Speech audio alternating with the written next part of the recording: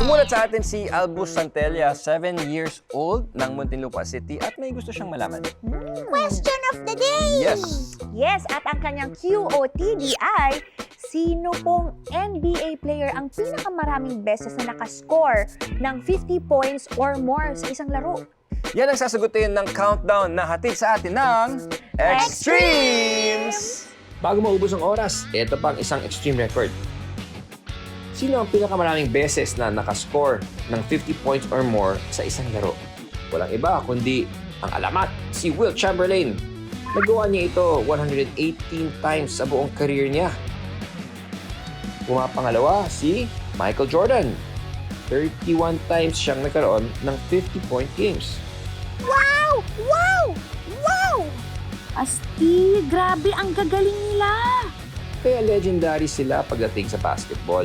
At yan ang listahan ng malupit na extremes basketball records.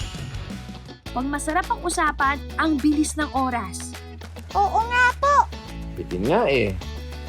Para hindi kayo mabitin, balikan natin ang extreme records sa episode na to. Ang most expensive cities in the world. Nalaman natin na may mga lugar sa mundo kung saan sobrang mahal ng mga bilihin at ang taas ng bayad sa upa.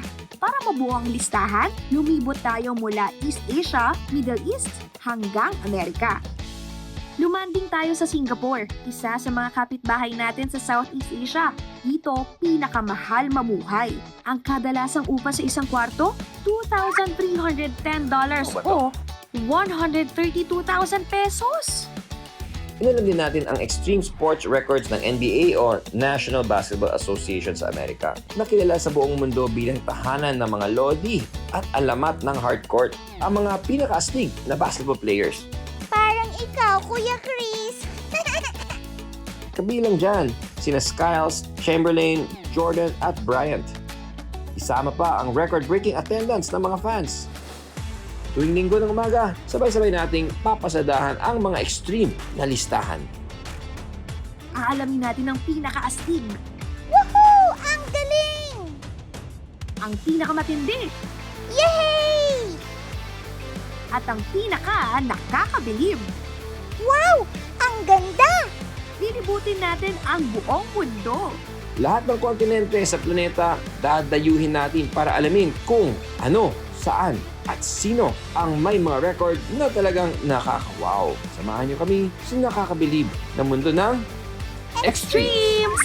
I believe!